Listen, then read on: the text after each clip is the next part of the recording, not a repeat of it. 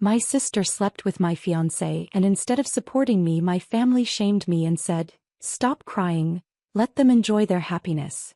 Their humiliation cut deeper than the betrayal, but the decision I finally made for myself, not for their comfort, left them reeling in stunned disbelief that day. "Stop crying, Sophia. You're making everyone uncomfortable. Let them enjoy their happiness." My mother said those words to me at Sunday dinner while my sister sat there pregnant with my ex-fiance's baby. Lisa and Mason were holding hands across the table. My parents were pouring wine like this was a celebration. And I was supposed to smile and be happy for them. I'd caught them together on my couch 3 weeks earlier. 3 months they'd been sleeping together behind my back. 3 months while I planned a wedding, picked out flowers, wrote vows about trust and forever. And now my mother was telling me to stop crying because my tears were ruining their moment. That's when I realized something. My family didn't care that I'd been betrayed. They cared that I wasn't getting over it fast enough. They wanted me to forgive, forget, and celebrate the people who'd destroyed my life. So I made a decision that day. Not for their comfort. For mine. And the look on their faces when I finally spoke up? I'll never forget it. But I'm getting ahead of myself. To understand how I ended up at that dinner table listening to my mother defend the two people who'd shattered my world, you need to know who I was before everything fell apart. You need to understand the life I'd built so carefully, and how completely I'd missed the signs that it was all crumbling around me. 3 weeks before that dinner, I was living what I thought was the perfect life. I'm Sophia Bellamy, or at least I was back then. I'm 26 years old and I work as a senior marketing coordinator at a mid-sized firm in Milwaukee. The kind of job where people know you're reliable. Where your project timelines never slip and your presentations always land. I was the person my boss Patricia called on when a campaign needed to be flawless, when a client needed careful handling, when something absolutely could not fail. I lived in a 2-bedroom apartment in Bayview that I'd decorated myself. Every piece of furniture chosen deliberately. Every throw pillow matching a specific color scheme. Every picture frame placed with intention. The living room had this couch I'd saved 3 months of paychecks to buy, soft gray fabric, deep cushions, the kind of piece that made the whole room feel put together. I was proud of that couch. Proud of the home I'd created. 8 months before everything imploded, Mason Hayes proposed to me. We'd driven up to Door County for the weekend, one of those October trips where the leaves are turning and the air has that perfect autumn crispness. He took me to this rocky overlook at sunset, the water turning gold behind him, and got down on one knee. The ring was a simple solitaire, the exact one I'd stopped to admire 3 months earlier when we'd been walking past a jewelry store downtown. "I pay attention," he'd said when I asked how he knew. "I always pay attention to what matters to you." I thought that meant something. I thought it meant he loved me the way I loved him. We'd been together 3 years by then. We met at our friend Julia's birthday party, one of those casual backyard things where someone's grilling burgers and everyone's drinking cheap beer. Mason wasn't like the other guys there. He had this intensity about him, this focus.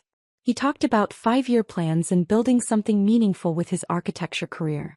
He was ambitious, driven, the kind of person who made you want to be better just by being around him. I fell hard and fast. Our wedding was planned for June 14th. 4 months away from that terrible Sunday dinner. The venue was booked, a historic mansion with gardens overlooking Lake Michigan. The invitations were already ordered. Elegant script readings: Sophia Bellamy and Mason Hayes request the pleasure of your company. My dress hung in my closet, altered and ready, a simple A-line with lace sleeves that had made me cry when I first tried it on. I had a binder. A thick, tabbed, color-coded binder tracking every single detail. Centerpieces, pale pink roses and white hydrangeas.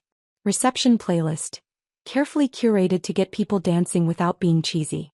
Seating chart, arranged to keep my mother's difficult sister away from my father's opinionated brother. Every detail mapped out, every potential problem anticipated and solved. That was who I was. The planner. The person who had everything under control. I should have known that kind of control was just an illusion. I grew up in the Bellamy household where control was everything. My mother Margaret runs our family like a military operation. Sunday dinners start at 6 sharp.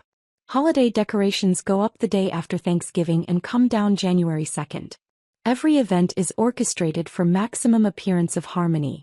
Everything looks perfect from the outside even when it's rotting underneath. My father Daniel works in insurance and has perfected the art of avoiding anything uncomfortable. When tension rises, he disappears into his garage workshop to sand wood or organize tools or do whatever lets him pretend conflict doesn't exist. He's been doing it my entire life. I'm the middle child, sandwiched between Nathan, my older brother, and Lisa, my younger sister. Nathan's 29, a financial analyst with a nice apartment downtown and a steady girlfriend he'll probably propose to eventually. He's the golden son, successful, appropriate, careful never to rock the boat. When family drama erupts, Nathan sends supportive text messages but never actually takes sides. He's perfected neutrality the way some people perfect a golf swing. Then there's Lisa. Lisa is 24, effortlessly beautiful with long dark hair that falls in perfect waves no matter what she does to it. She has this smile that makes strangers stop mid-sentence just to look at her. She's spontaneous, magnetic, the kind of person who talks about living authentically and following her energy. She works part-time at a boutique downtown but has never held a job longer than a year. Things always get boring or restrictive, or not aligned with her vibe. My parents think it's charming. They call her a free spirit. I learned early what my role in this family was supposed to be. I was the responsible one. The daughter who color-coded her school binders and never missed curfew. The one who got good grades without being asked, who helped with dishes without being told, who never caused drama or made scenes or embarrassed anyone. I built my entire identity around being dependable because I thought dependability meant love. I thought if I was good enough, organized enough, perfect enough, my parents would value me the way they valued Lisa. I thought following every rule would earn me the same unconditional support my sister got for breaking them. I was wrong. But I didn't know that yet. Not 3 weeks before that dinner. Back then I still believed in the fairy tale I'd constructed. The successful career. The supportive family. The fiancé who'd chosen me over everyone else. The wedding that would prove I'd done everything right. There were signs, of course. Looking back, the signs were everywhere. 3 months before I caught them, Mason started working late more often. He'd text around 7 saying he'd grabbed dinner at the office, apologizing, promising he'd be home by 9. Then 9 became 10. Then he'd come home and go straight to the shower, saying he felt gross from sitting in meetings all day. His phone changed too. It used to sit casually on the coffee table, unlocked, available. Then suddenly it was always in his pocket. When he did set it down, it was face down. Password protected when it never had been before. When I asked about it, he had explanations. Work was stressful. He was trying to close a big project before the wedding. He didn't want to bring his stress home to me. Things will calm down after June, he promised, pulling me close. I'm just trying to make sure we're financially stable. I want to give you the life you deserve. I believed him because believing him was easier than questioning the foundation of everything I'd built. Lisa started acting strange too. At Sunday dinners, she'd ask detailed questions about the wedding. Which florist had we chosen? What were Mason's favorite colors? Had we decided on a honeymoon destination? At the time, I thought she was being supportive, taking sisterly interest in my big day. I didn't notice the way Mason's jaw would tighten when she asked. I didn't notice the glances they'd exchange across the table. Twice I walked into rooms where they were talking quietly, and the conversation would stop the instant they saw me. Once I came home early from work and found Lisa sitting on my couch, that gray couch I'd saved for. She said she'd stopped by to borrow a cookbook, but when she left 10 minutes later, her hands were empty. Mason was in the shower when I came in. I remember standing in the living room looking at the couch cushions that seemed slightly disturbed, thinking something felt off. But I talked myself out of it. Lisa was my sister. Mason was my fiancé. They were allowed to be friendly. I was just stressed about work and wedding planning. I was imagining problems that didn't exist. Except the problems did exist. I just didn't want to see them. The truth crashed down on a Tuesday in late February. I left work early, 4:30 instead of my usual 6, because I'd finished a major presentation that morning. The client loved it. My boss had actually said brilliant in front of the whole team. I felt accomplished, successful, ready to celebrate. I stopped at Thai Orchid and picked up Mason's favorites. Pad Thai, spring rolls, mango sticky rice. The works. The February wind cut through my coat as I carried the warm bag to my car, already imagining his face when I walked in. Maybe we'd actually have an evening together. Maybe we'd talk, really talk, without him checking his phone every 30 seconds. His car was in the parking lot when I got home. I felt this stupid little thrill. He was actually home for once. Not working late. Not at the office. Home. The apartment door was unlocked. I pushed it open, already smiling, calling out, "I brought dinner." Then I stopped. The living room was dim. Just gray February light through half-closed blinds. And there, on the couch I'd saved 3 months to buy, were Mason and Lisa. Tangled together. Barely clothed. His hands in her hair. Her leg wrapped around his waist. The takeout bag slipped from my fingers. I heard the containers hit the floor, heard the dull thud of impact, but the sound felt distant and strange, like it was happening to someone else. Pad thai spread across the hardwood in a greasy puddle. They froze. Mason's face went white. Lisa's eyes went huge. And in that moment, watching them scramble apart, I saw my entire carefully constructed life shatter into pieces I'd never be able to put back together. How long? My voice came out colder than I knew it could. Steadier than it had any right to be when everything inside me was screaming. Lisa scrambled off the couch, grabbing Mason's shirt to cover herself. That pleading tone immediately entered her voice. The one I'd heard our entire lives. The one that always made our parents fold like paper. "Sophia, wait please." But I couldn't move. Couldn't process what my eyes were showing me, even though the evidence was right there. Undeniable, destroying everything I thought I knew. Mason sat frozen on the edge of the couch, his face displaying guilt but also something else. Relief maybe. Like part of him was glad the secret was finally out. Glad he didn't have to pretend anymore. How long? I repeated each word harder than the last. Mason's mouth opened. "It just happened, we didn't mean." "How long?" The shout surprised all three of us. I'm not a yeller. I've never been a yeller. But something in me had cracked open and this raw, furious thing was clawing its way out. Lisa's tears started instantly. Those perfectly timed tears she'd weaponized since childhood. 3 months, she whispered, her voice breaking on the words. "Sophia, I'm so sorry. We tried to stop, but we fell in love." 3 months. The words landed like physical blows, each one knocking something loose inside me. 3 months. While I'd been comparing ivory and cream table linens at the rental company. While I'd been writing vows about trust and partnership and building a life together. While I'd been lying awake at night worrying that I was imagining problems, talking myself into believing everything was fine. Every family dinner where Lisa had smiled sweetly and asked about wedding plans, which vendors we'd chosen, what Mason's favorite flowers were, whether we'd picked a honeymoon destination. Every late night Mason claimed to be working. Every time I'd walked into a room and their conversation had stopped abruptly. Every moment I'd second-guessed my own instincts and chosen to trust them instead. All of it had been real. All of it had been betrayal happening right in front of me while I convinced myself I was being paranoid. "We tried to resist it," Lisa continued, her mascara running down her cheeks in perfect tragic streaks. "But feelings aren't something you can just turn off, Sophia. We didn't want to hurt you. We never wanted to hurt you."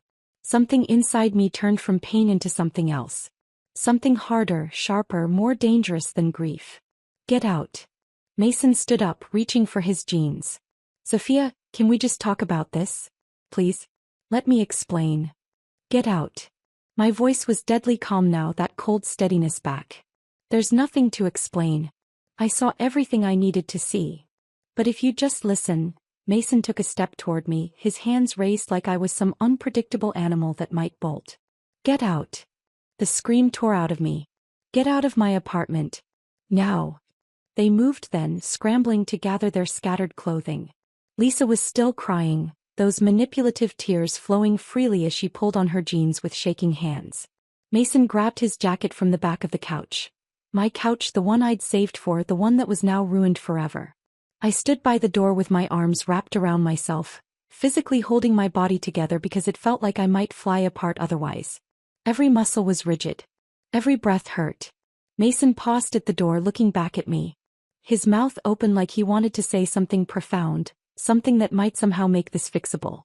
The expression on my face must have stopped him because he closed his mouth and walked out. Lisa followed, still crying, still looking back at me with those big wounded eyes like she was the victim here. The door clicked shut. The apartment was suddenly terribly quiet. I stood there, frozen, staring at the couch where my entire future had just imploded. The Thai food containers were still on the floor where I'd dropped them. Pad Thai was seeping into the area rug I'd bought at a summer flea market, the one I'd been so proud of finding. The sauce was making a dark stain that I knew would never come out. Another thing ruined. I should cry. I knew I should cry. That's what people do when their world falls apart, right? They cry. They scream. They break things. But I felt nothing except a strange, hollow detachment. Like I was watching this happen to someone else. Like Sophia Bellamy, the girl who'd carefully planned her entire life, had ceased to exist the moment she opened that door. I don't know how long I stood there. Minutes. Hours. Time felt broken, meaningless. Eventually my legs moved. I walked to the bedroom, lay down on top of the covers still fully clothed and stared at the ceiling. The winter evening light faded into darkness. I didn't turn on any lights. I just lay there watching shadows move across the ceiling, my mind replaying the scene over and over. 3 months. They'd been doing this for 3 months. Morning light was filtering through the curtains when I finally moved again. I picked up my phone with shaking hands. There were texts from Mason, 7 of them, each more desperate than the last. Please let me explain. It's not what you think. I love you, Sophia. Can we please talk? I deleted them without reading past the previews. There was one text from Lisa. I'm so sorry. Please don't hate me. You're my sister. I deleted that too. Then I called my mother. My hands were shaking so badly I almost dropped the phone twice before she answered. But I was certain, absolutely certain, that this was the moment Margaret would finally show up for me. This betrayal was too obvious, too cruel. Even my mother's favoritism toward Lisa couldn't excuse this. Sophia? It's early. Is everything okay? Mom, I need to tell you something. My voice cracked. Yesterday I came home and found Mason and Lisa together. On my couch. They were sleeping together. There was a pause. A long pause.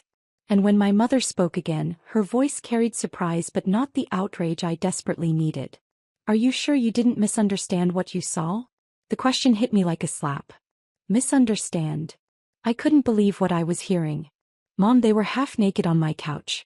There's nothing to misunderstand. Another pause. Well, these things happen sometimes, Sophia. People can't always control who they fall for. My stomach dropped. These things happen. Mom, she's my sister. He's my fiancé. Was your fiancé, she corrected, and I could hear her already rewriting the narrative in her mind. You're not married yet. Technically, he was free to make other choices. I almost hung up right then. Almost. But some desperate part of me still hoped she'd come to her senses. Are you actually defending them right now? I'm not defending anyone. I'm just saying that maybe there's more to this than you're seeing. Lisa called me last night. She was very upset. She said they tried to resist it, but love is complicated, Sophia. Love. She was calling this love. This isn't love, I said, my voice rising. This is betrayal. She's my sister. She slept with my fiancé for 3 months while I planned our wedding. How is that love?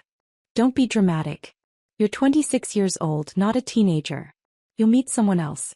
And Lisa and Mason deserve a chance to be happy too. Those words, deserve a chance to be happy, echoed in my head like a death sentence. My mother wasn't going to support me. She was already pivoting to protect Lisa. Her golden child.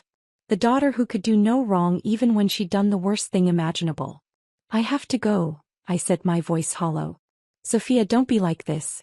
We can talk about it rationally. I hung up. For a long moment I just sat there staring at my phone, trying to process what had just happened. Then I called my father. Surely Dad would be different. Surely he'd see how wrong this was. Your mother told me, he said before I could even explain. He sighed, and it sounded like exhaustion with me rather than anger at the situation. Look, Sophia, I know you're hurt, but maybe this is for the best. If Mason had feelings for Lisa, better you found out now than after the wedding. Better I found out now. Like the timing was the problem. Like discovering betrayal by walking in on them was somehow a blessing in disguise. Better I found out by walking in on them? My voice was rising again. Better I got humiliated this way? You're making this into a bigger deal than it needs to be. These things happen in families. You need to be mature about this and move on. Don't create more drama than necessary. Drama. He called my devastation drama. I hung up without saying goodbye. My hands were shaking so badly I dropped the phone. It clattered onto the hardwood floor, the screen cracking in the corner. I didn't pick it up. Over the next 2 weeks I waited. I kept thinking someone would call. Someone would show up at my door. Someone would say, "This is wrong and I'm here for you." Nathan sent a text 3 days later. "Sorry about the situation. That sucks." That was it. No follow-up. No phone call. No, "Do you want to talk?" Or, "Are you okay?" Just acknowledgement that the situation sucked, as if my fiancé sleeping with my sister was equivalent to getting a flat tire. My parents didn't call back. Lisa didn't apologize. Mason kept texting for a few days, then stopped when I never responded. The silence from my family was deafening. A void where support should have been. Where love should have been. Instead, there was just emptiness and the growing, crushing realization that I was completely, devastatingly alone. I'd lost my fiancé. I'd lost my sister. And I'd lost my family, not because they were gone, but because they'd chosen to stand with the people who'd destroyed me rather than with me. That realization hurt worse than finding Mason and Lisa together. At least their betrayal was sudden. This one had been there all along. I just hadn't wanted to see it. 2 weeks passed in a blur of numbness and disbelief. I went to work. I sat through meetings. I smiled when people asked how wedding planning was going and said something vague about postponing. I came home to an apartment that felt haunted by what I'd seen. I slept on the couch because I couldn't bring myself to lie in the bed I'd shared with Mason. I didn't hear from Lisa. I didn't hear from my parents after those initial phone calls. Nathan sent one more text asking if I was doing okay, but didn't follow up when I didn't respond. The silence should have been a warning. On Wednesday evening my phone rang. My mother's name appeared on the screen, and for one stupid moment, I thought maybe she was calling to apologize. Maybe she'd had time to think about how wrong she'd been. "We're having a family dinner on Sunday," she announced before I could even say hello. Her tone was the one she uses when she's made a decision and expects compliance. Everyone needs to be there. It's time to clear the air and move forward. Move forward. I repeated, my voice flat. "It's been 2 weeks, Mom." "Exactly. 2 weeks is long enough to wallow." Her voice sharpened. "Lisa and Mason are coming. They want to apologize in person, and the least you can do is hear them out and let this family heal. Let this family heal. Not let me heal. Let the family heal from the inconvenience of my pain. I don't think." "Sophia, stop being selfish. This isn't just about you. This tension is affecting everyone. Your father and I raised you better than this. Family comes first, and that means forgiveness." Every instinct I had screamed at me to refuse. To protect myself from whatever trap she was clearly setting. But there was still this pathetic, desperate part of me that hoped. Maybe if I showed up, someone would finally take my side. Maybe my father would see reason. Maybe Nathan would speak up for once in his life. Maybe this dinner would be the moment my family proved they actually cared about me. "What time?" I heard myself ask. 6 o'clock. "Don't be late." She hung up before I could change my mind. I spent the next 3 days feeling like I was walking toward an execution. I barely slept. Food tasted like cardboard. At work, I stared at my computer screen without seeing it, my mind replaying every possible scenario of how Sunday could go. None of my imagined scenarios prepared me for what actually happened. Sunday arrived gray and cold, the kind of February day where the sky is the same color as the slush on the streets. I drove to my parents' house in Shorewood with my stomach in knots, gripping the steering wheel so hard my knuckles turned white. Their house looked exactly the same as always. The wreath my mother insisted on keeping up through February still hung on the front door. My father's car was parked in its usual spot in the driveway. Everything looked normal. Safe. Familiar. It was all a lie. I pushed open the front door. It was never locked when they were expecting me, and the scene that greeted me felt like walking into a nightmare. Lisa and Mason were sitting together at the dining table. Together. His arm was draped casually over the back of her chair like they were already a couple, like they had every right to be here in my parents' house, at the table where I'd eaten Sunday dinners my entire life. My mother was setting out her good china. The set with the delicate floral pattern that she only uses for holidays and important occasions. She'd put out the cloth napkins. There were fresh flowers in a vase at the center of the table. My father was opening a bottle of wine, smiling like this was a normal family gathering. Nathan stood by the window, his hands in his pockets, looking uncomfortable but saying nothing. As always. They all turned to look at me when I walked in. And I saw it immediately. The unified front they'd formed. They'd already decided I was the problem. The difficult one. The person causing unnecessary drama. Sophia. My mother's voice was aggressively cheerful, that forced brightness she uses when she's determined to smooth over something unpleasant. Come sit down. We're all here to talk this through like adults. I stood frozen in the doorway, my purse clutched against my chest like a shield. What is this? My voice came out quieter than I intended. My mother's cheerfulness evaporated, replaced by that firm tone she uses when she expects to be obeyed. This is a family meeting. We need to address this situation because your anger is tearing us apart. My anger. Not Lisa's betrayal. Not Mason's cheating. My anger was tearing the family apart. Are you serious right now? I looked around the table at all of them. You invited them here? They're family, my father said, setting down the wine bottle. Mason's been part of this family for 3 years. And Lisa's your sister. We're not going to solve anything by refusing to talk. I didn't refuse to talk. You all refused to listen. Sophia, please. Lisa stood up, and I saw that her eyes were already red and swollen like she'd been crying before I arrived. Her voice took on that pleading quality I'd heard our entire lives. The one that always made our parents forgive her anything. I'm so sorry. I never wanted to hurt you. Mason and we tried to fight it, but we couldn't help falling in love. Falling in love. Like it was something that happened to them. Like they were victims of circumstance instead of people who'd made deliberate choices to betray me over and over for 3 months. Mason stood up too, his expression arranged into something that was probably supposed to look remorseful. We know we handled this wrong. But what Lisa and I have is real, and we're hoping you can find it in your heart to understand. I stared at them both, searching their faces for any sign of genuine remorse. Any indication they understood the magnitude of what they'd destroyed. There was nothing. Just performance. Just words they'd rehearsed, designed to make everyone else in the room feel better. My father cleared his throat. Your mother and I have discussed this extensively. What happened between Lisa and Mason is unfortunate, but it's done. You can't change it. The mature thing to do is accept it and move forward. They're in love and they deserve your support. Support. The word came out as a harsh laugh. You want me to support the man who cheated on me with my own sister? He didn't cheat, my mother corrected sharply. You weren't married yet. Technically, he was free to make other choices. Technically. She was using technicalities to defend them. And Lisa didn't steal him, my mother continued. Feelings just developed naturally. These things happen, Sophia. You're being incredibly selfish right now. Lisa's your sister. Mason was a good man. If they found happiness together, the least you can do is be happy for them. Be happy for them. My mother actually said those words to me. My mother took a breath, and I saw something shift in her expression.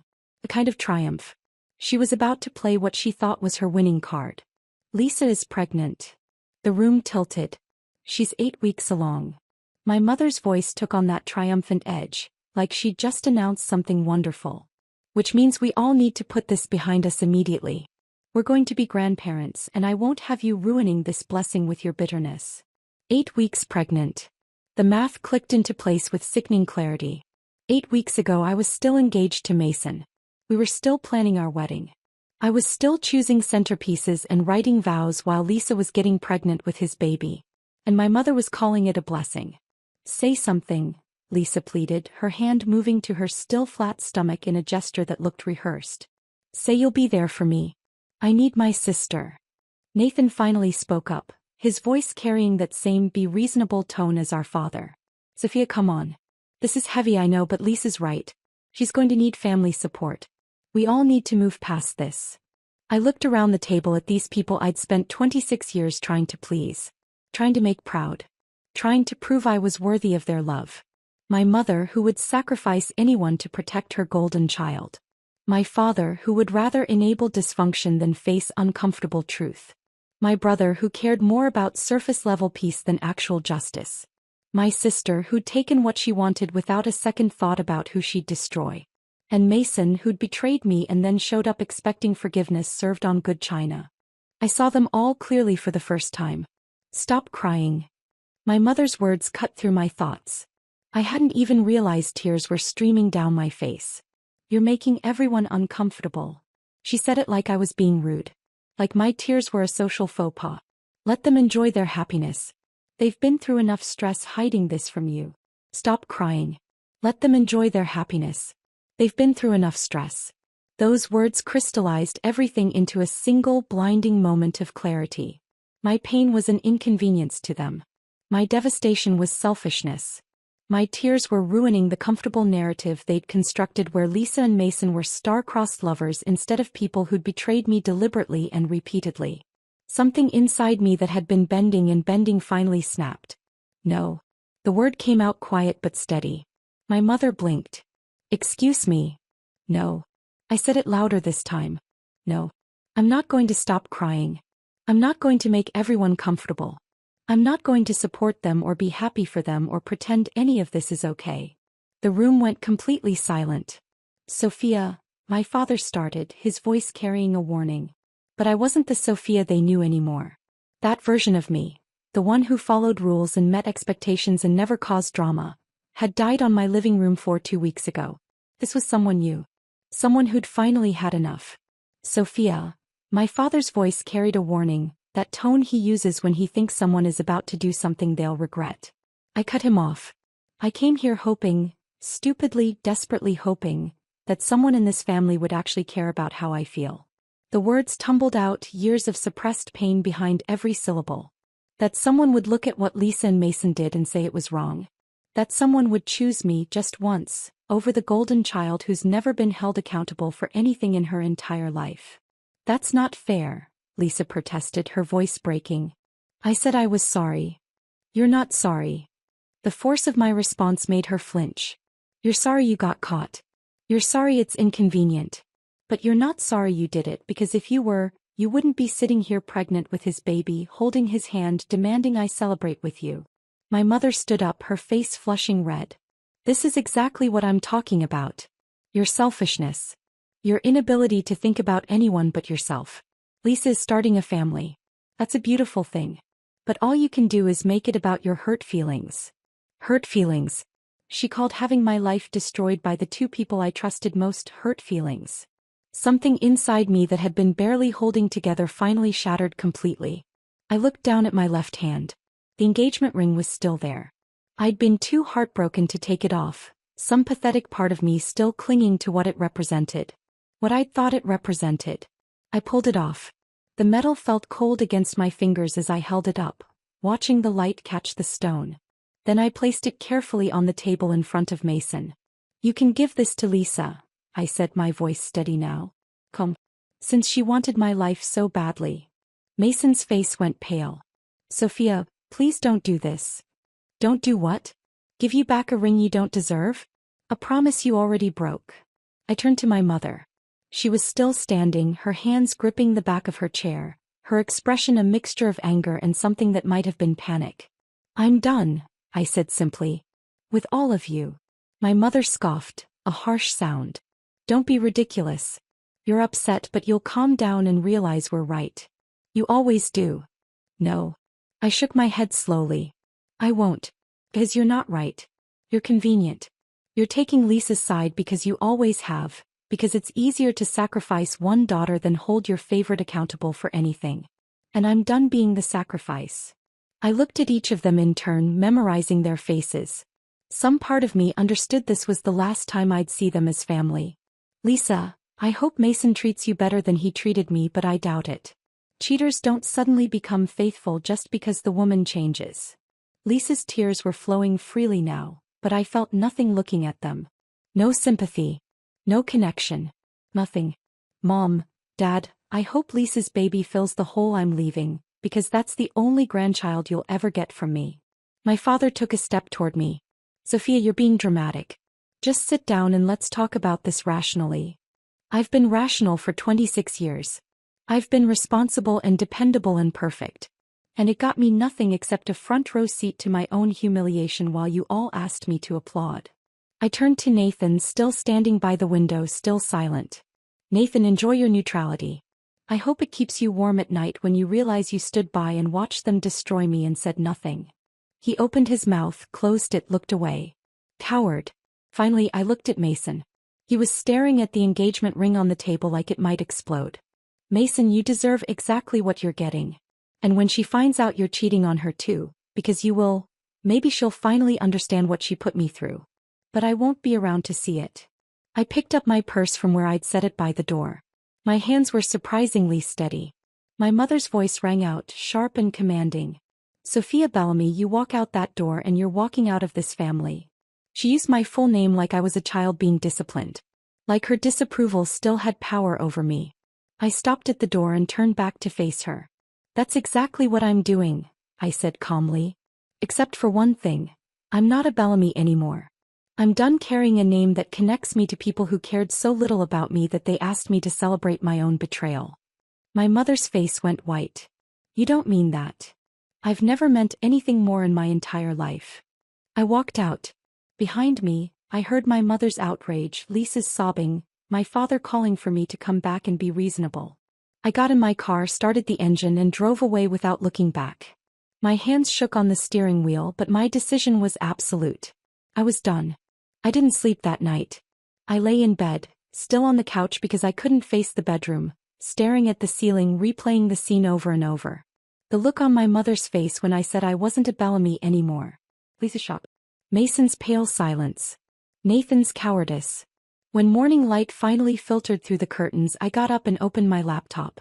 How to legally change your name in Wisconsin. The process was straightforward. File a petition with the circuit court. Publish notice in a local newspaper for 3 weeks. Appear before a judge for a hearing.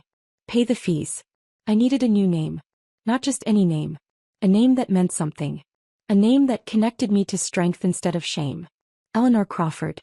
My grandmother's name came to me like a gift. She died when I was 7, but I remembered her clearly. A woman who spoke her mind. Who left an unhappy marriage in the 1960s when divorce was scandalous. Who built a small catering business on her own terms and supported herself until the day she died. My mother used to say Eleanor was difficult. That she made everything harder than it needed to be. I understood now what that really meant. Eleanor refused to shrink. She refused to accommodate people who didn't value her. She chose herself when everyone else demanded she sacrifice. I wanted to be like her. I filled out the paperwork that morning. Filed the petition on Monday. Published the required notice. And 2 weeks later, on a Thursday morning in late March, I stood in the Milwaukee County Courthouse wearing my best professional outfit. The judge was a woman in her 60s with sharp eyes and gray hair pulled back in a neat bun. Why do you want to change your name, Miss Bellamy? She asked. I could have lied. Made up something generic and safe. But I was done lying to make other people comfortable. Because the name I was born with connects me to people who don't value me, I said simply. And I'm choosing to connect myself to someone who embodied the strength I'm trying to build. My grandmother, Eleanor Crawford. The judge studied me for a moment. Then she smiled just slightly, but it was there. Petition granted. She signed the order, and just like that I became Sophia Crawford. I walked out of that courthouse feeling lighter than I had in years. Like I'd shed a skin that had never quite fit. Like I could finally breathe. That afternoon I started the process of updating everything. Driver's license. Credit cards. Bank accounts. Work documents. Each form I filled out felt like another step away from the Bellamys and toward whoever Sophia Crawford would become. I didn't know her yet. But I was going to find out. 2 days later I walked into my boss Karen's office and closed the door behind me. Karen looked up from her computer, concern immediately crossing her face. Everything okay? I took a breath. Remember that Boston transfer you mentioned 6 months ago? Karen leaned back in her chair, her expression shifting to something more neutral. Professional. The senior marketing manager position for the East Coast division? Is it still available? She studied me for a long moment. The position had been offered to me last September. A significant promotion that would have meant relocating to Boston, leading a larger team, handling accounts I'd only dreamed about. I'd turned it down without hesitation because Mason's architecture firm was in Milwaukee. Because my family was here. Because I'd built my entire life around accommodating everyone else's needs and dreams. Karen had been disappointed. I remembered the look on her face when I'd declined, the way she'd said, "If you change your mind, let me know," with an edge of resignation in her voice. "The position is still open," Karen said slowly. "We haven't found the right person yet." She paused. Can I ask what changed? I could have given her some professional answer. Something about career growth or new opportunities. But Karen had always been straight with me and I owed her the same honesty. I realized I was staying in Milwaukee for people who don't value me. And I'm choosing myself this time. Karen's professional mask slipped and a genuine smile crossed her face. Not the polite kind you give in meetings. A real smile. When can you start? We spent the next hour working out details. I'd have 3 weeks to relocate. The company would cover moving expenses up to $5,000. My salary would increase by 30%. I'd be managing a team of 8 instead of 3. I'd be handling accounts in Boston, New York, and Philadelphia. It was everything I'd worked for.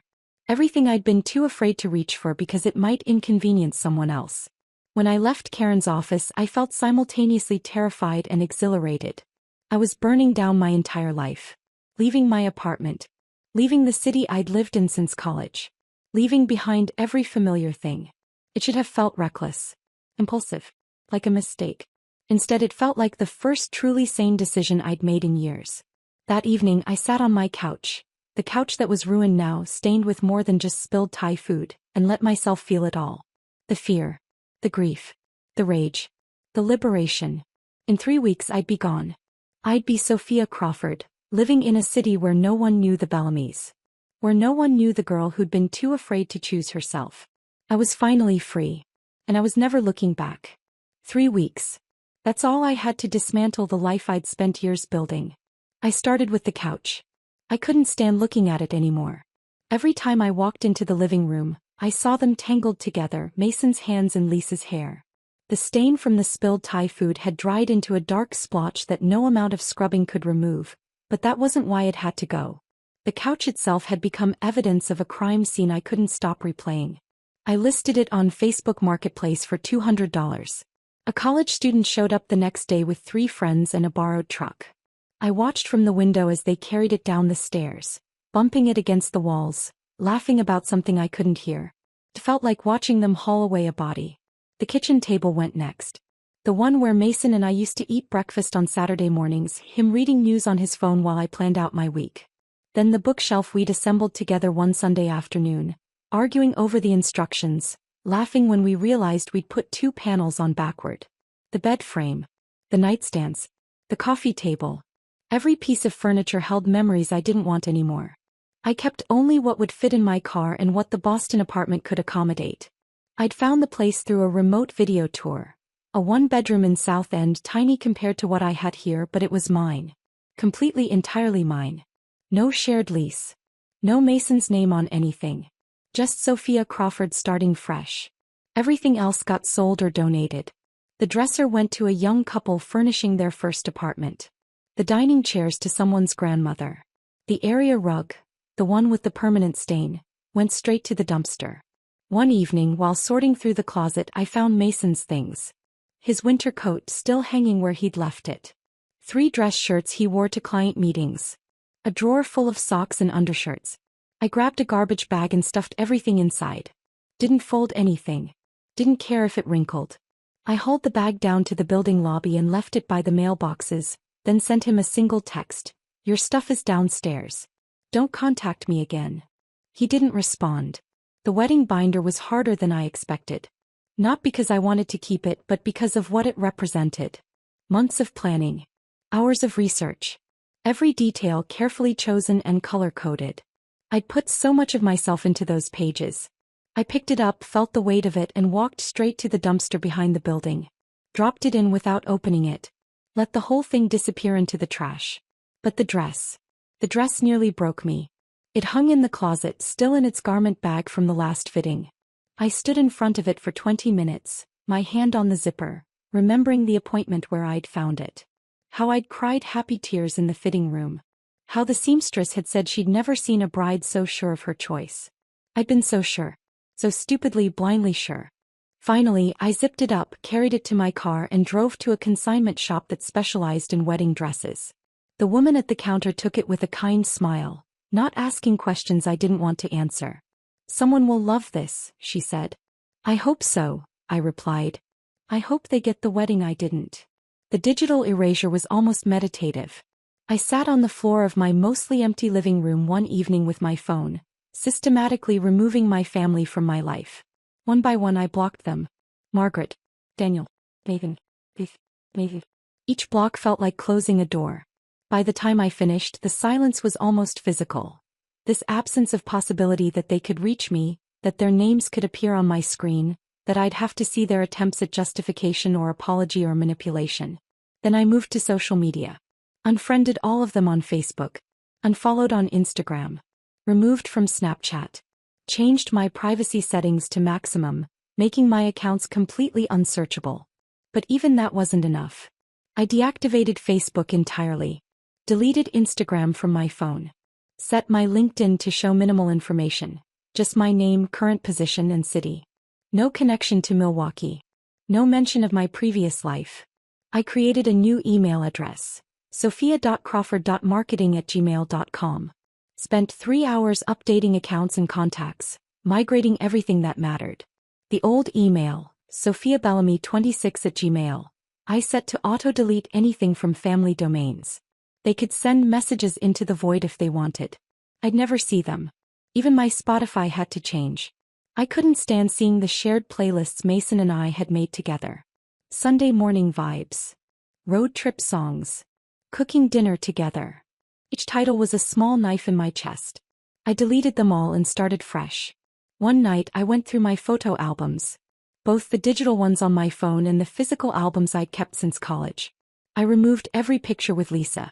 Every picture with Mason. Every picture with my parents. It was surgical. Brutal. I kept only photos of myself alone or with friends. Julia and Amir from college, Denise from work, acquaintances from various stages of my life who'd never met the Bellamys. The removed photos went into a cardboard box that I shoved into the back of my closet. I couldn't bring myself to destroy them completely, not yet, but I couldn't bring them to Boston either. They stayed behind, sealed away like evidence from a crime I wanted to forget. I met Julia, Amir, and Denise at a coffee shop in the 3rd Ward on my second-to-last day in Milwaukee. They were the only people I wanted to say goodbye to in person. I told them a carefully edited version of the truth. The engagement had ended. Family stuff got complicated. I was taking the Boston transfer as a fresh start. I didn't mention walking in on Mason and Lisa. I didn't mention the family dinner or the pregnancy announcement or my mother telling me to stop crying. Julia studied my face, her expression concerned. What really happened, Sophia? I shook my head. It's one of those situations where explaining it makes me relive it. And I need to move forward, not backward. Just know that I didn't make this decision lightly. They promised to visit. To stay in touch. To be there if I needed them. I believed their sincerity, but I also knew distance changes things. I was counting on it. I needed space from everything that reminded me of who I'd been when I was still Sophia Bellamy, still the girl who tried so hard to please people who would never be pleased. At work I told a simpler story. Excited about the promotion. Ready for a new city. New challenges. Most people seemed to buy it. A few gave me knowing looks like they suspected there was more beneath the surface, but no one pushed. On my last day the team threw a small goodbye party. Grocery store cake with "Good luck, Sophia" written in blue icing. Cards wishing me well. Hugs from coworkers who'd become friends.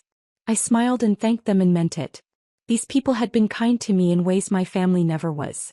But I also felt like I was watching the scene from outside my body, already halfway gone, already becoming someone else. Saturday morning arrived cold and gray. April in Milwaukee still felt like winter. I loaded my car with everything I was keeping. Clothes packed into 3 suitcases. Books in 2 boxes. My laptop and work files. Kitchen essentials I'd need until I could buy more in Boston. And one framed photo of my grandmother Eleanor, her slight smile captured in black and white from the 1970s. The back seat and trunk were packed tight, but it all fit. Everything I was bringing into my new life fit into a single car. I took one last look at the apartment. Completely empty now except for the carpet stains I'd never quite gotten out. The walls had lighter squares where pictures used to hang. The rooms echoed when I walked through them. This place had held so much hope once. So many plans for the future. Now it was just empty space. I locked the door behind me, dropped the keys in the landlord's mailbox, and got in my car. The drive to Boston would take roughly 16 hours with stops. I'd broken it into 2 days, planning to stop somewhere in Pennsylvania for the night. As I merged onto the highway heading east, Milwaukee disappeared in my rearview mirror. I didn't look back. The motel in Pennsylvania was exactly what you'd expect. Generic room. Thin walls. The sound of trucks on the interstate rattling the windows every few minutes. I lay awake most of the night, staring at the popcorn ceiling, thinking about how completely my life had changed in 6 weeks. 6 weeks ago I was planning a wedding. I had a fiancé. I had a family. I had a name I'd carried my entire life. Now I had none of those things. Instead, I had a car full of belongings, a job in a city I'd never lived in, and a name that connected me to a grandmother who'd chosen herself when everyone else demanded she shrink. It should have felt terrifying. And it did. But underneath the fear was something else. Freedom. Boston hit me like a wave when I arrived Sunday afternoon. Narrow streets that made no logical sense. Aggressive drivers who honked if you hesitated for even a second. Accents I'd only heard in movies. The sheer compression of everything. Buildings closer together, people moving faster, life happening at a volume Milwaukee never reached. My apartment was tiny. The bedroom barely fit a bed. The kitchen was a galley with approximately 3 feet of counter space. But the windows let in good light, and it was in a neighborhood where I could walk to coffee shops and grocery stores. And it was mine. Completely, entirely mine. I spent the first night on an air mattress I'd ordered for delivery, eating takeout pizza straight from the box, sitting on the floor because I didn't have furniture yet. The city sounds were different. Sirens closer. Voices louder through thin walls. Music from the apartment above me. Life compressed into every available space. I was anonymous here. Unknown. Free to become whoever Sophia Crawford would be. It was terrifying. It was exactly what I needed. That night, I fell asleep to the unfamiliar sounds of my new neighborhood, and for the first time in weeks, I didn't dream about Milwaukee at all. Monday morning, I walked into the Boston office for my first official day as Senior Marketing Manager for the East Coast Division. The office was 3 times the size of Milwaukee. Floor-to-ceiling windows overlooking the harbor.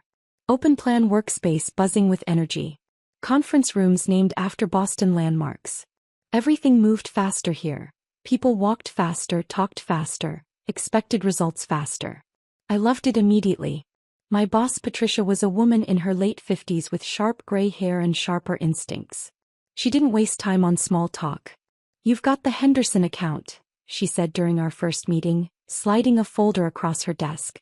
"Tech startup, terrible brand recognition, burning money on campaigns that aren't landing. Fix it." I spent 2 weeks analyzing everything, their messaging, their target demographics, their competitors. Then I pitched a complete overhaul. New visual identity. Different platform focus. Content strategy built around actual user pain points instead of generic tech bro aspirations. Patricia listened without interrupting, her expression unreadable. When I finished, she leaned back in her chair. "When can you start implementation?" Within a month, Henderson's engagement had increased by 40%.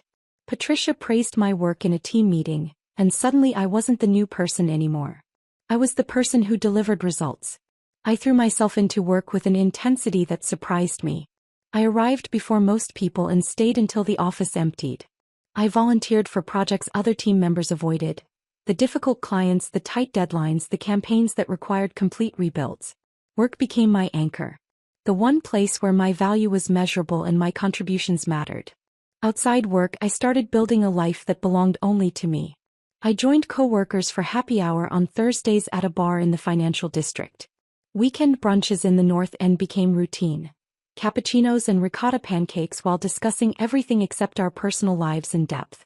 I learned to navigate the subway system that made no logical sense but somehow got you everywhere you needed to go.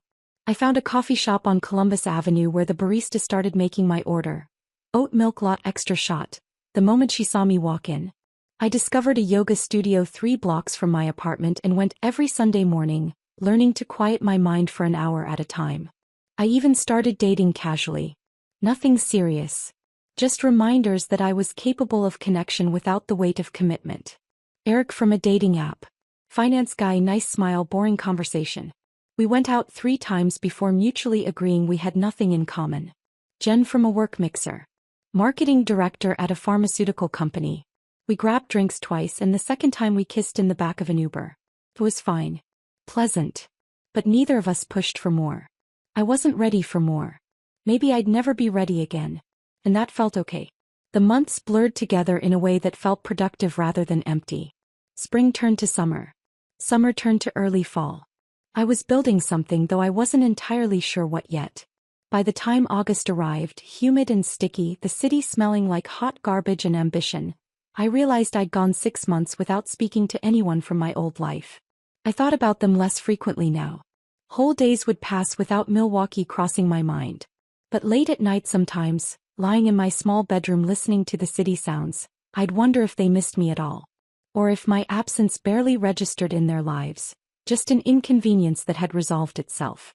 I was walking home from the gym in mid-August when my phone buzzed with a text from an unknown number.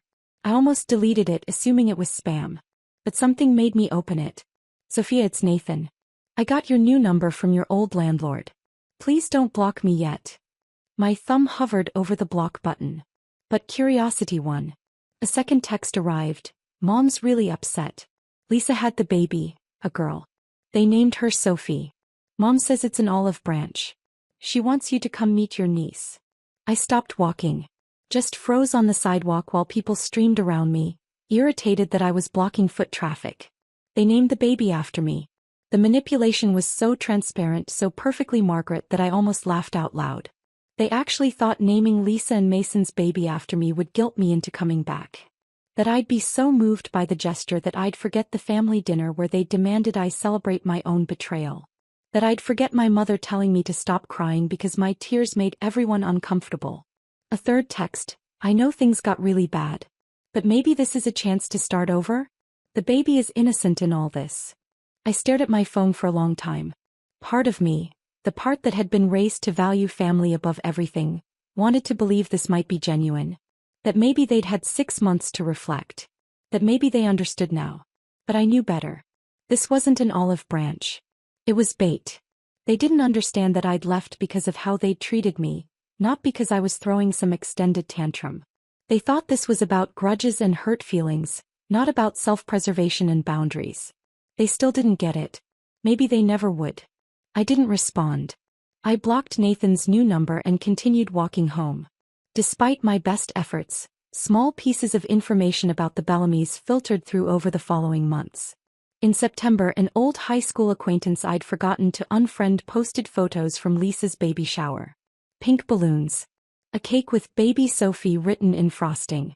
Lisa surrounded by friends, her hand on her swollen belly, smiling like she hadn't destroyed someone's life to get there. I didn't look closely. Just quickly unfriended the person and moved on. In October, Denise from my old job forwarded me a LinkedIn update. Margaret Bellamy is now retired and loving grandmother life.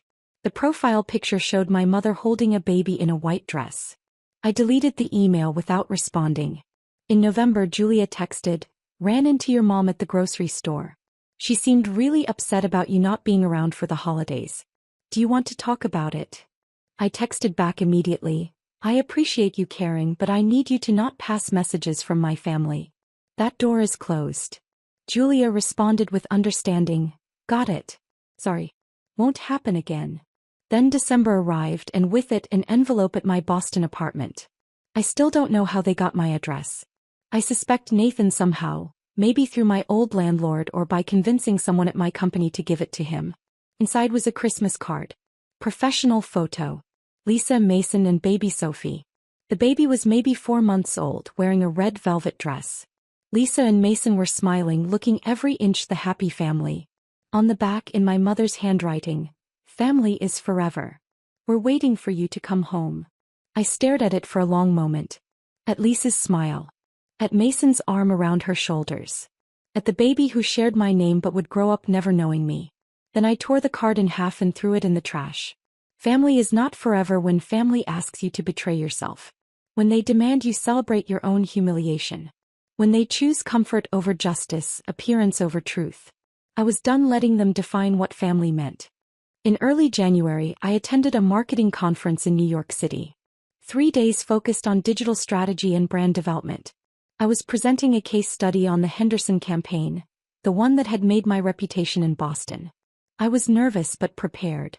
I'd practiced the presentation a dozen times. The panel went well.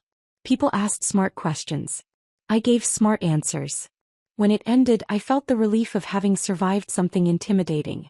During the networking break, a man approached me. "That was a brilliant presentation," he said, extending his hand. "Carter Mitchell. I'm with Hastings and Cole in Chicago." He was tall, maybe 6'2", with warm brown eyes and dark hair just starting to gray at the temples. His smile felt genuine rather than performative, the kind of smile that reached his eyes. "Sophia Crawford," I replied, shaking his hand. "Thanks. I'm glad it landed." We ended up talking for 40 minutes. About campaigns and industry trends and the impossible challenge of proving ROI on brand awareness initiatives. It was the first conversation I'd had in months where I felt intellectually challenged and genuinely respected. "Do you want to grab dinner?" Carter asked as the networking session was ending. "There's a great Italian place near the hotel." I surprised myself by saying yes. The restaurant was tiny, tucked into a side street, the kind of place tourists never find. We ordered pasta and wine and kept talking, about work at first, then about everything else. Carter talked about growing up in Minneapolis, about his close relationship with his younger sister who was now a teacher in St. Paul, about his love of hiking despite living in a city where the closest nature was an hour away. When he asked about my family, I hesitated. "We're not in touch anymore," I said finally. "It's complicated." Carter didn't push. Didn't ask follow-up questions or give me that pitying look people sometimes do when you mention family estrangement. He just nodded and said, "Family stuff usually is."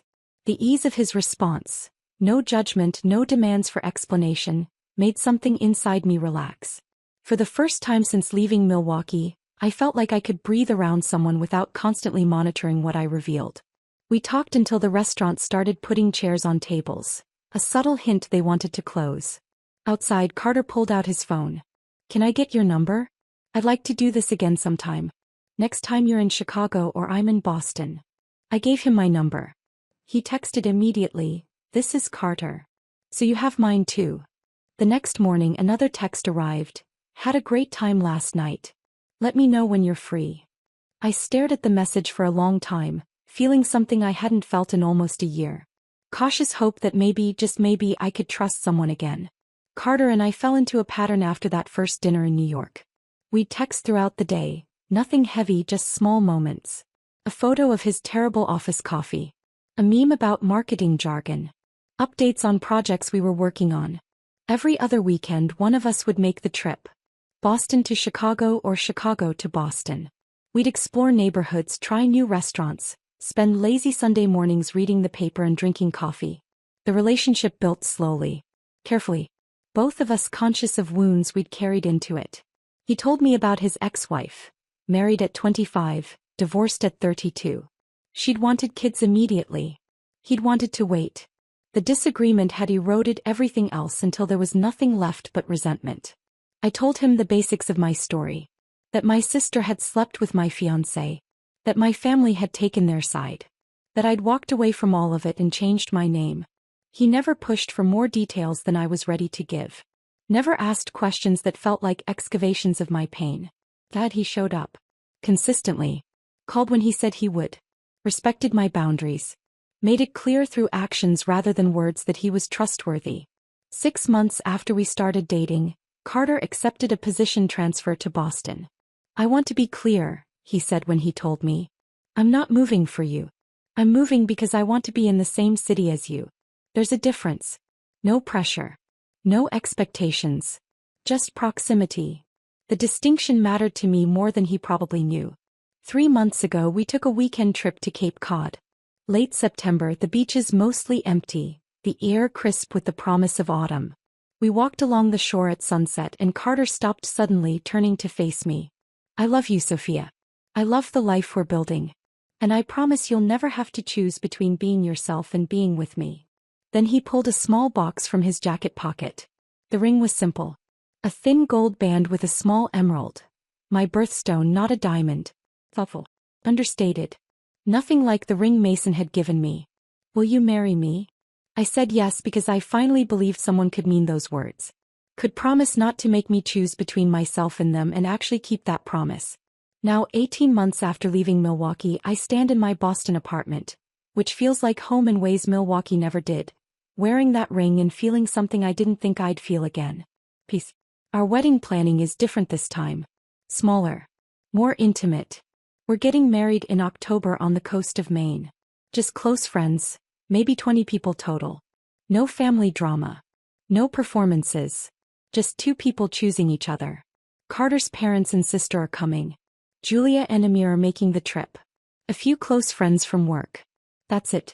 The simplicity feels right.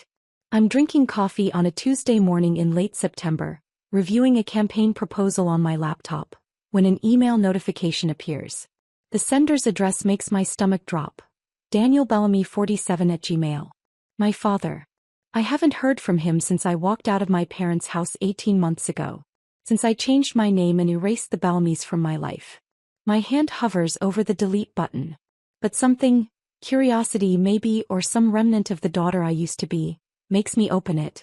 Subject line, please read this. The email is longer than anything my father has ever written to me. Sophia, I know I have no right to contact you after how I failed you. Your mother and I are divorced. It became final last month. I'm living in a small apartment in Wauwatosa, and I've started going to therapy to understand how I enabled so much dysfunction. I'm not writing to ask for forgiveness or to convince you to come back. I just need you to know that I finally see how wrong we were. How wrong I was. You deserved parents who protected you, and instead we sacrificed you to keep the peace. Lisa and Mason split up 6 months ago. He cheated on her, with a woman from his office. Lisa moved back in with your mother, and according to Nathan, they're both miserable. Your mother blames you for destroying the family by leaving, but I finally told her the truth. You didn't destroy anything. We did. I don't expect you to respond to this. I just needed you to know that you were right. About all of it. You deserved better than we gave you.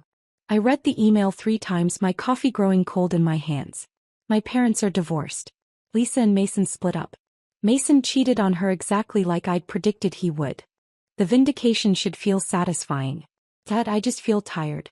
And a little sad for the people they all could have been if they'd made different choices. For 3 days I don't respond.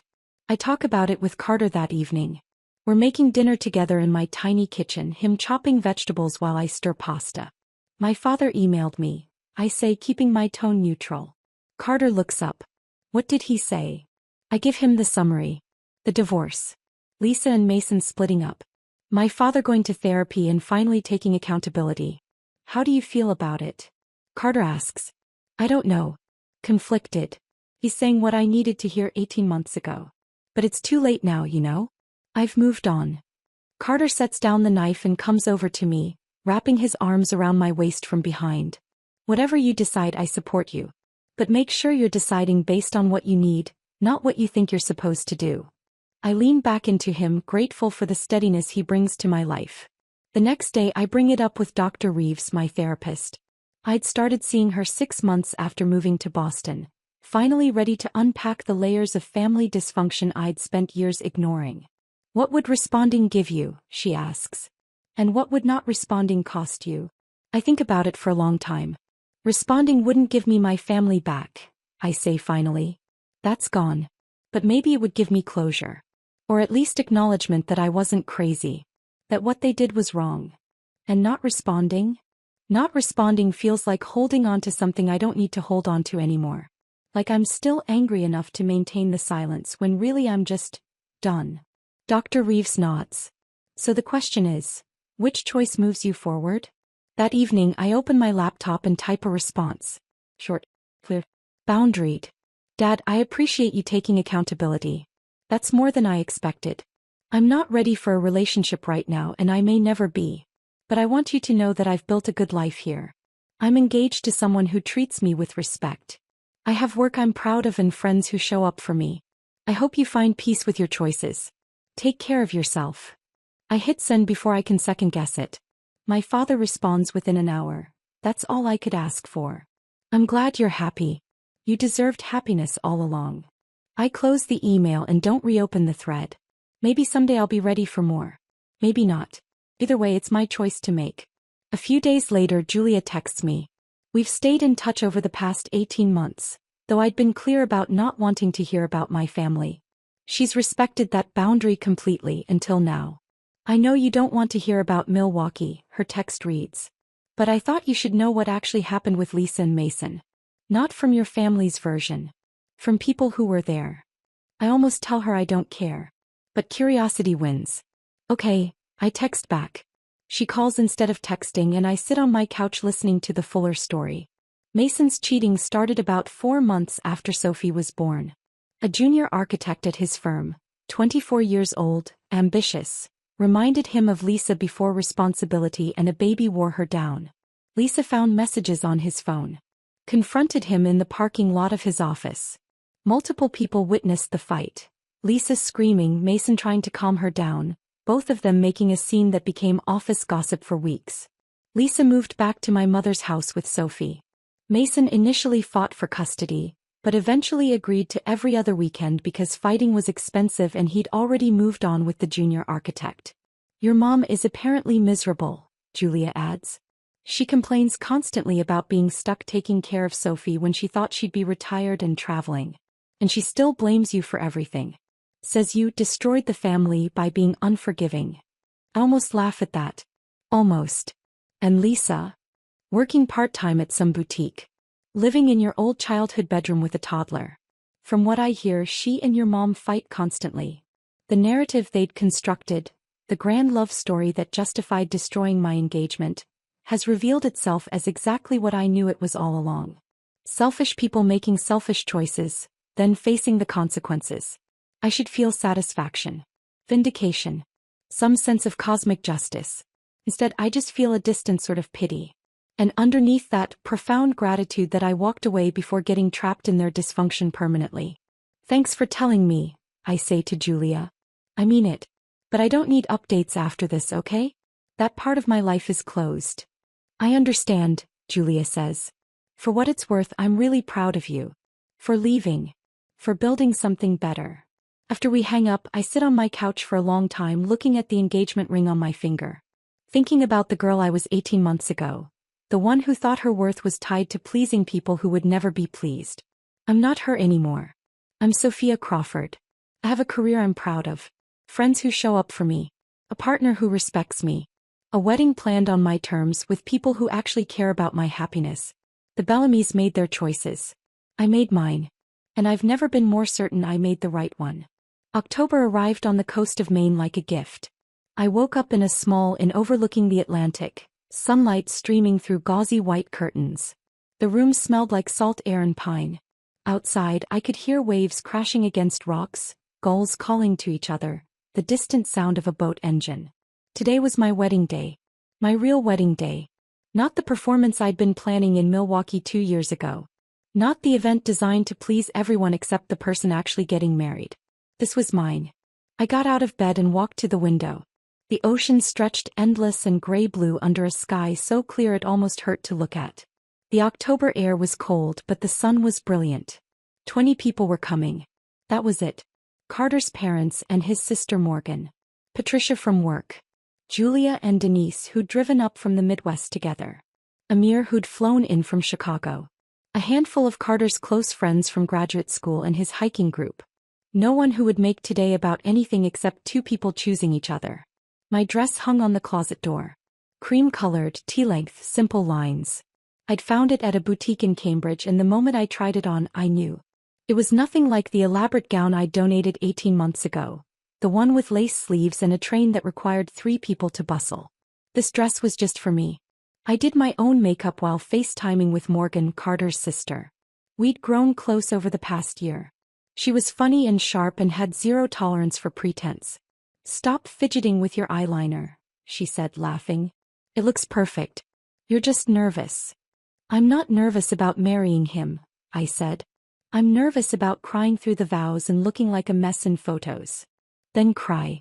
Who cares? It's your wedding. She told terrible jokes to distract me. Something about a penguin and a bartender that made no sense but made me laugh anyway. And she was right. I felt more at peace than I had in years. As I put on my grandmother Eleanor's pearl earrings, the only family heirloom I'd kept, I thought about the journey from that devastating February evening to this moment.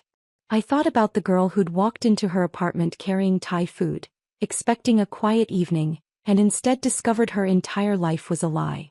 That version of myself had shattered into pieces so small I didn't think they could ever be put back together. But I'd been wrong. I hadn't put those pieces back together. I'd built something new from them. Something stronger.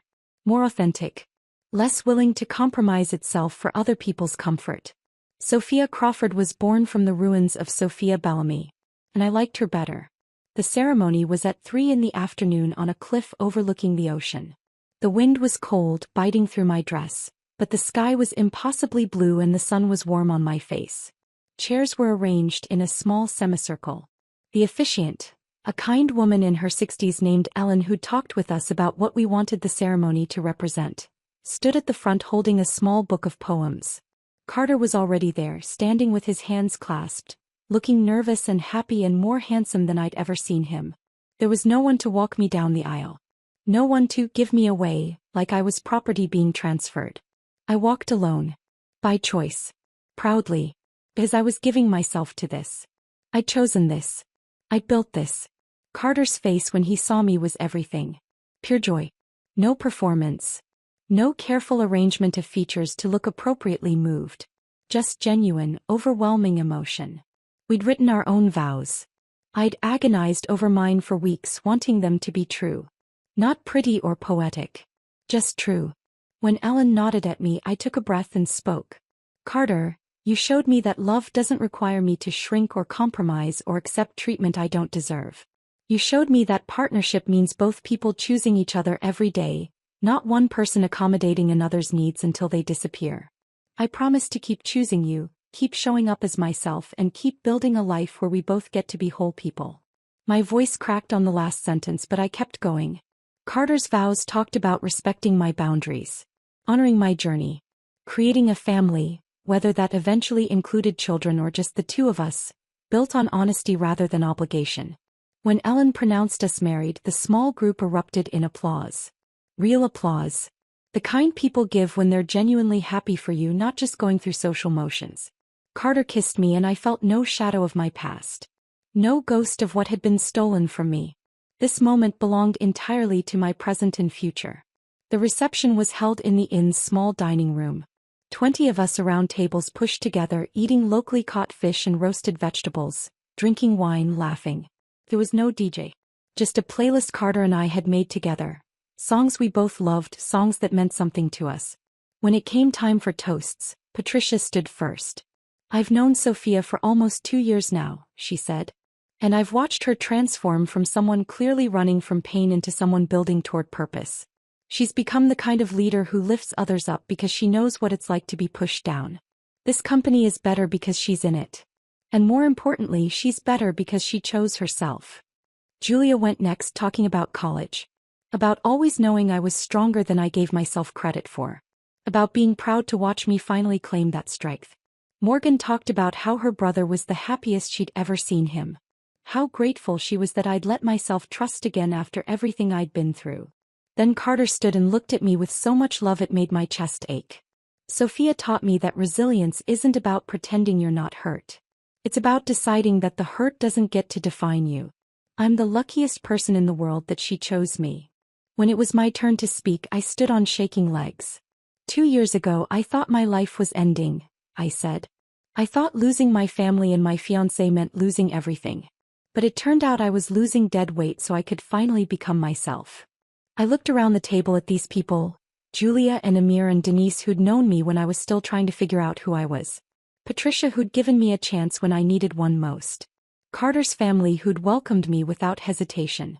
Carter himself, who'd shown me what love actually looked like. Thank you all for being the family I chose. For showing up when it mattered. For proving that love doesn't have to hurt to be real. The morning after the wedding, Carter and I sat on the inn's porch drinking coffee and watching waves crash against the rocks below. We were leaving in a few hours for our honeymoon. 2 weeks in Portugal, Lisbon and Porto, eating seafood and drinking wine, being anonymous tourists in a beautiful place. My phone buzzed with a text from an unknown number. For just a second my stomach clenched. Some old reflex, thinking it might be my family. Someone from Milwaukee tracking down my new number. Another attempt to pull me back into their drama. But when I opened it, it was just a wrong number. Someone looking for a Linda. I deleted it and put the phone down. Carter noticed. You okay? I nodded. Yeah. For a second I thought it was my family. But it wasn't. And even if it had been, I know I'm okay now. I looked out at the ocean, watching the morning light turn the water silver. I spent 26 years letting them define my worth, I said. And then I spent 2 years rebuilding it on my own terms. They don't get to affect me anymore. Carter took my hand, his thumb tracing circles on my palm. I'm proud of you. Not just for walking away, but for building something real after. I leaned against his shoulder, breathing in the salt air, feeling the warmth of the sun on my face. I thought about the Bellamys in Milwaukee. Margaret probably still complaining about being stuck with childcare, still blaming me for destroying the family. Lisa struggling with single motherhood and a baby who'd been used as a bargaining chip. Daniel in his small apartment, learning lessons decades too late. Nathan maintaining his careful neutrality with no one left to mediate. I didn't wish them harm. I just wished them far away from my life. And they were. I'd made sure of it. The most powerful revenge I'd learned wasn't destroying the people who hurt you. It was building a life so fulfilling that their absence became a blessing instead of a loss. They'd wanted me to shrink. To apologize. To accept humiliation as the price of family unity. Instead, I'd walked away and became someone they never deserved to know. That day in my parents' dining room when I chose myself over their comfort, when I said no to their demands and walked out, that was the day I stopped being a victim and became the architect of my own life. Their stunned disbelief didn't matter. Their inability to comprehend that I would simply refuse to play my assigned role was never my problem to solve. I'd spent 26 years trying to earn love from people who were never going to give it freely. The moment I stopped trying was the moment I finally became free. Sophia Crawford, formerly Bellamy, sat on that porch watching the ocean and felt nothing but peace. I'd survived their betrayal. I'd survived their abandonment. I'd survived becoming someone new. And in surviving, I discovered something they would never understand. Sometimes the greatest act of love is loving yourself enough to walk away from people who don't value you. The future stretched ahead, full of possibility and choice and freedom. I'd built it myself from the ruins they'd created. And it was beautiful. Carter squeezed my hand. Ready to start our honeymoon? I smiled, kissed him and stood up. I'm ready for everything. And I meant it.